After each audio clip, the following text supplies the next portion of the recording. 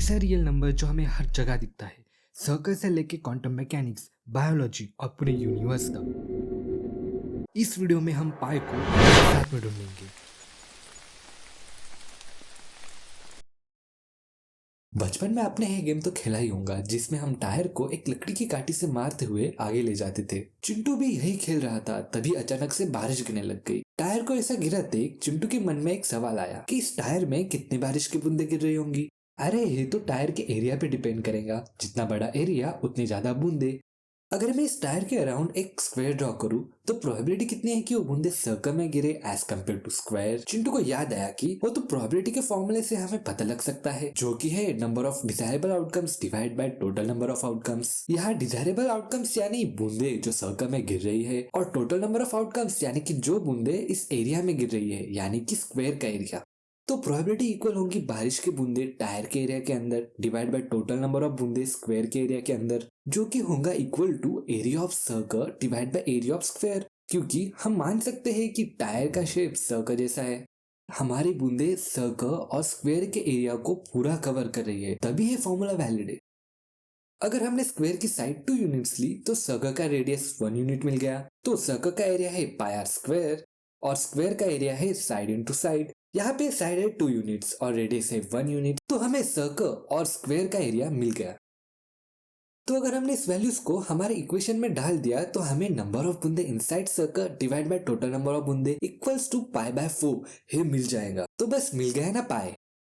तो चलो लेते हैं इक्वेशन ऑफ सर्कल को, जो कि है X square plus Y square is equal to R square. यहाँ आर रेडियस है। अगर हम इस आर की वैल्यू को इंक्रीज करें तो सर्कल का एरिया भी बढ़ेगा, क्योंकि area is equal to pi R square, मतलब एरिया प्रोपोर्शनल है आर स्क्वायर के। हमारा रेडियस था 1 यूनिट्स, तो इक्वेशन ऑफ सर्कल बना X square plus Y square is equal to 1, और उसके इक्वेशन से सर्कल बना है और उसके ऊपर हमने स्क्वायर ड्रॉ किया जिसका साइड था 2 यूनिट्स। तो जो बारिश की बूंदे है हम उसे एक एक्स वाई प्लेन यानी कि एक एक्स वाई एक्सिस के ग्राफ पे गिरा देंगे।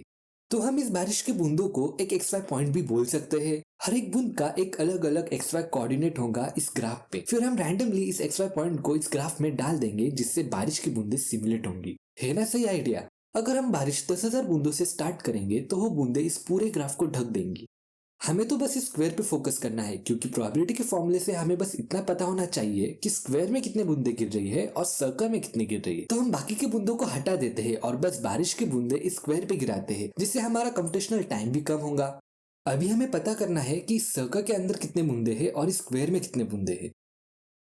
तो हमने इस हर एक बूंद को एक एक्स्ट्रा कोऑर्डिनेट कंसीडर किया था। तो अब हमारी एक बूंद का कोऑर्डिनेट फाइंड करेंगे और उसका डिस्टेंस फाइंड करेंगे ओरिजिन से। अगर वो डिस्टेंस इस सर्कल के अंदर है, यानी कि square root of X square plus Y square is less than D यानी डिस्टेंस, तो हम उस पॉइंट को काउंट करेंगे। अगर वो पॉइंट सर्कल से बाहर है तो हम काउंट नहीं करेंगे।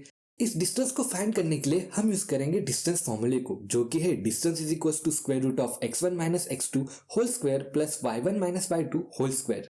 यहाँ पे हम डिस्टेंस ओरिजिन से ले रहे, तो y2 और x2 0 हो जाएगा। तो हमें मिला d is equal to square root of x1 स्क्वायर प्लस y1 स्क्वायर। यहाँ पे x1 और y1 हमारे बूंदों का कोऑर्डिनेट है, जिसे हम सिंपली x और y भी लिख सकते हैं। तो अब हम हर एक बूंद का डिस्टेंस फाइंड करके ये अनुमान लगा सकते हैं कि वो बूंदे सर्कल के अंदर है या बाहर है, और हम टोटल नंबर ऑफ बूंदे कैलकुलेट करके पाई की वैल्यू इजीली ला सकते हैं।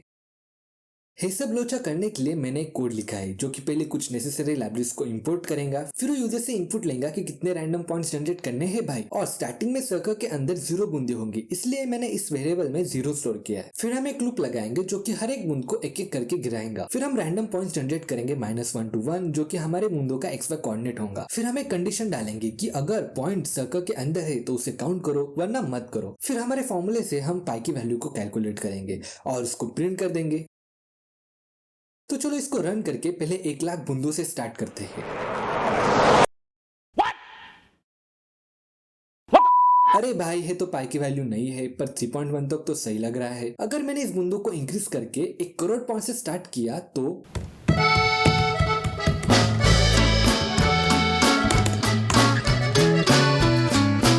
When did you reach here?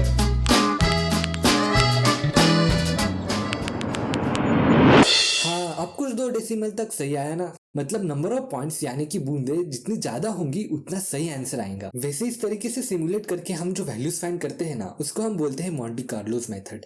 ये मेथड रैंडमनेस यूज करके प्रॉब्लम सॉल्व करती है। वैसे ही क्वांटम मैकेनिक्स, बायोलॉजी और बहुत सारे रिसर्च फील्ड में ये मेथड यूज होती है। हम इससे इंटीग्रल भी सॉल्व कर सकते हैं। क्या आप करोगे सॉल्व? फिलहाल हम कहते हैं आपको अलविदा, टेक केयर और फिर मिलेंगे ऐसे ही रैंडम वीडियोस के साथ।